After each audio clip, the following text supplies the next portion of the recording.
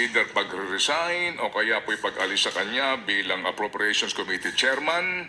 Opo, will that change anything? Kaya nga. Kung pag-uusapan natin ay budget, hindi na ho magbabago yan. Correct. Nandyan na po yan. Yan 2025 budget na yan. Wala na ho magbabago dyan. Nandiyan eh. Maliban po na lamang kung mabilis aaksyon ang ating kataas-taasang hukuman dito po sa mga petisyon na posibleng kaharapin dito pong mga kume-question sa ating pambansang budget. That is my take. No, wala na po. Wala na pong mababago pa. Meron pa ho Correct. bang mababago sa appropriations ng bawat distrito sa pambansang budget? Wala na po. Kasi yan po'y nasusulat na. At ang nasusulat ay nagaganap. Ayos na Correct. ang buto-buto. Diba? Ang nasusulat ay nagaganap. Ang nasusulat ay nagaganap pero hindi lahat ng nasasabi ay nangyayari. Yan ang inyong pakatandaan. Okay. Oh, diba, yun po lamang sa akin dito, that will not change anything. Or, Yeah. lalo na po pag nag-uusapan natin ay ang pambansang budget. After all, ang susunod po na pambansang budget ay tatalakayin na po ng 20th Congress. Kasi po ngayon ay 19th Congress. 20th na po na Kongreso ang tatalakay sa 2026 budget. Alright? Opo. Sa Committee on Appropriations ngayon, kung ikaw yung committee chairman, kung ikaw yung bagong committee chairman, ang magiging papel mo na lamang, una ay sa mga pagdinig kung saan po kinakailangan ng appropriations sa mga panukalang batas. Kasi usually, baby girl, nakalagay dyan sa mga panukala yan, an act, etc., providing, and providing funds, therefore, nakalagay lagi yan, kung kinakailangan ng pondo nung isa pong batas na ipinapanukala. Doon dadaan ka sa Committee on Appropriations, mga kapatid. Usually, ganun po yan. That, kapag ang pinag-uusapan natin ay ang 2025 budget, it is there. It is approved. Vetoed daw, but approved. Okay, so para po sa akin, itong mga pangyayaring ito ay cosmetics. Correct. Walang nagbabago. Pagtanggal kay Saldico, tapos na ang budget. I-insert topic. na. Change topic kasi kahit pag-usapan natin yan, wala namang babago. At saka ang hahalili sa pwesto, sure ako, Ano? Ano? alam mo na. Ayos na ang buto-buto. Oo, sila pa rin. Kapanalig pa rin naman nila. Kaya sa susunod na taon yung budget natin, baka ganito ulit ang kahinatnan yan. Oo, tama yung sinabi mo. Ngayon, walang magbabago. Next year, kahit maiba pa po ang umupo dyan, sa tingin ko, wala pa rin magbabago. Ang pagbabago, kung sakali man, sa bulsa ng mga uring manggagawa at ng mga tulad natin na hirap magpa-ospital. Kasi kung nahihirapan na po kayo ngayon sa hospitalization cost, by second quarter po ng taong ito, sinasabi ng presidente ng PHAPI o ng Private Hospitals Association of the Philippines, tataas daw ang pagpapa-ospital. Ayan na. 18% pong magiging increase by Wow. second quarter of 2025. Unahin natin ito dahil 18%, talagang ito ah. po ay mas malapit-lapit Yes. sa buong katawan natin. Usapin pong pangkalusugan. Good morning po sa inyo, Dr. Jose Rene De Grano, ang Pangulo po ng Private Hospitals Association. Po, ito nga kanina yung atin ditong taga-Bulwagang Pampalitaan na nagtatanong, ano ba talaga, nag-resign o tinanggal? Oo, ang ganda ng tanong. Kasi nga, nagmosyon si ang anak ng ating Pangulong Marcos Jr., di ba? Si Representative Sandro Marcos. Kaya ang tanong kanina ni Christian Mitra, Sir, ano po ba talaga? Ako di ba na naguluhan? Nag-resign ba o tinanggal? Kasi dun sa pahayag ni Rep. Tinanggal. Saldico, nag-resign siya for health reasons. Yung statement niya? Oo, paano ba? Ano nga ba? Ikaw mag-explain. Nag-resign o tinanggal? Oo. Ulitin ko lang kasi baka tulog pa ho kayo kanina. Una, kapag po merong taong gobyerno o maging ilan po sa pribadong sektor na nagbibitiw o nag-leave because of health reasons, igalang po natin yan. Ha? Tama. Apo, igalang po natin yan. Nasaan ka mang banda ng kung ano bang political fence, igalang po natin yan. Okay? Ngayon, ang sa akin dyan, that's immaterial. Okay?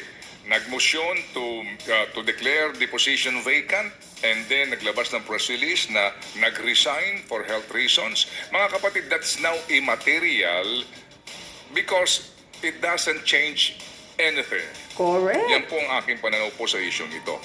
Wala ho naman pong epekto yan. Epekto ang Saan? pag-alis, Sa pagtanggal. budget. Correct. Yung budget nga po, yan na yan eh. Oo, sa pagre-resign ba niya, mababawasan ba ang pondo ng DPWH? Ayos Yung Ah. pagbibitiw, ang buto-buto. pagbibitiw ho ba, magkakabawas sa pork barrel na sinasabi ng ilan na nakasiksik dyan sa... Tama. Walang mabago sa pagtanggal kay My name is Adam.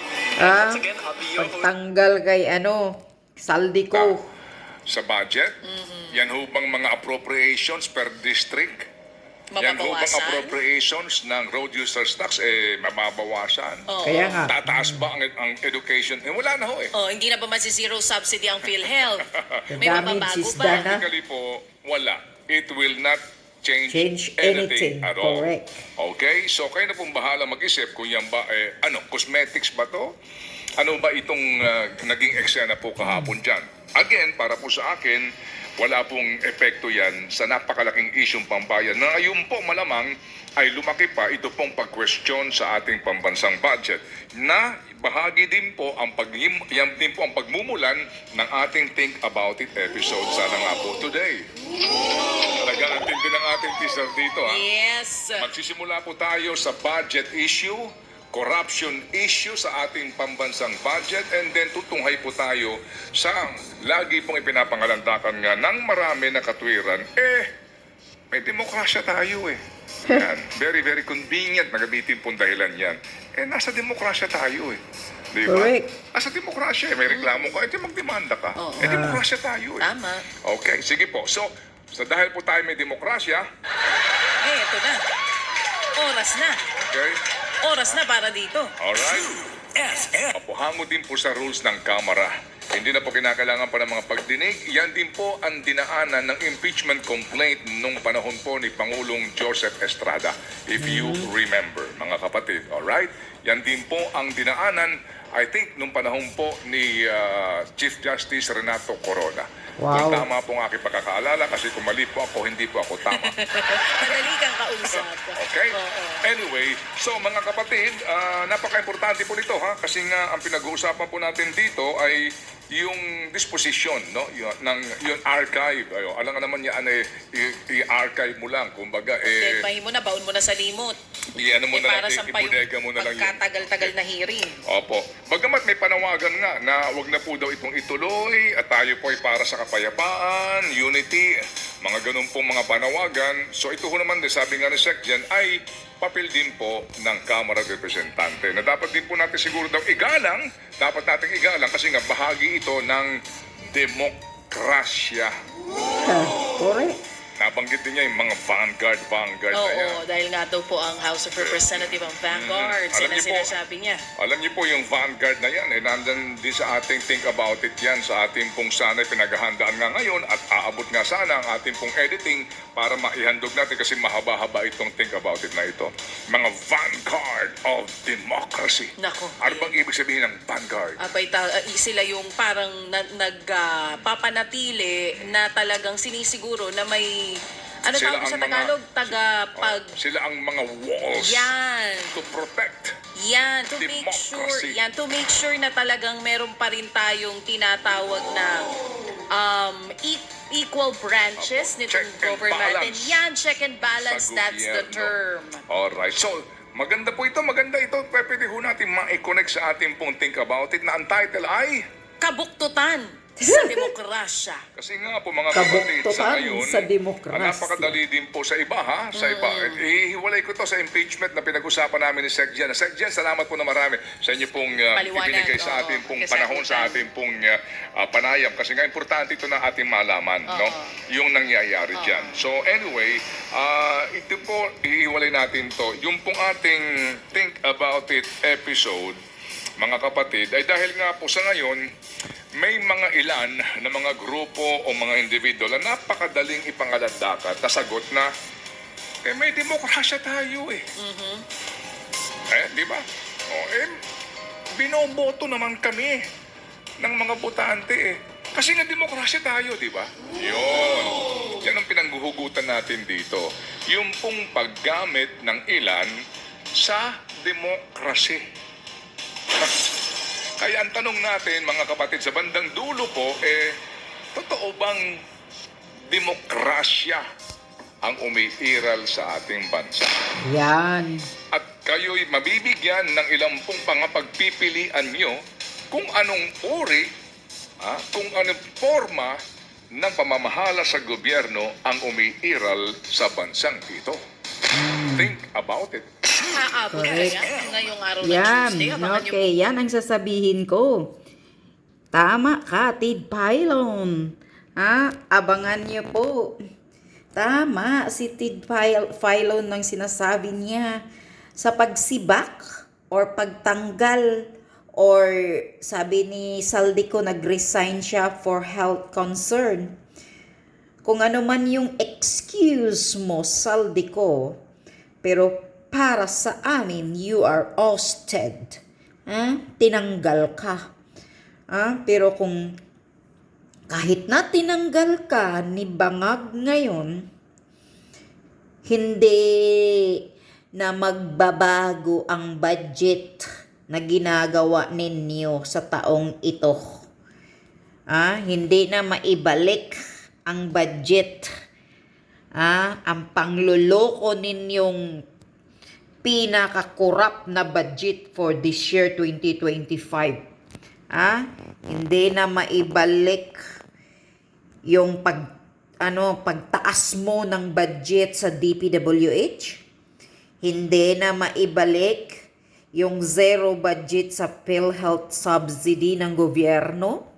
Hindi na maibalik yung pagtanggal, pagbawas ng budget sa DepEd at sa iba pang ahensya dahil ini-insert ninyo ang 26 billion doon sa putang inang akap na yan ni Tambaluslos.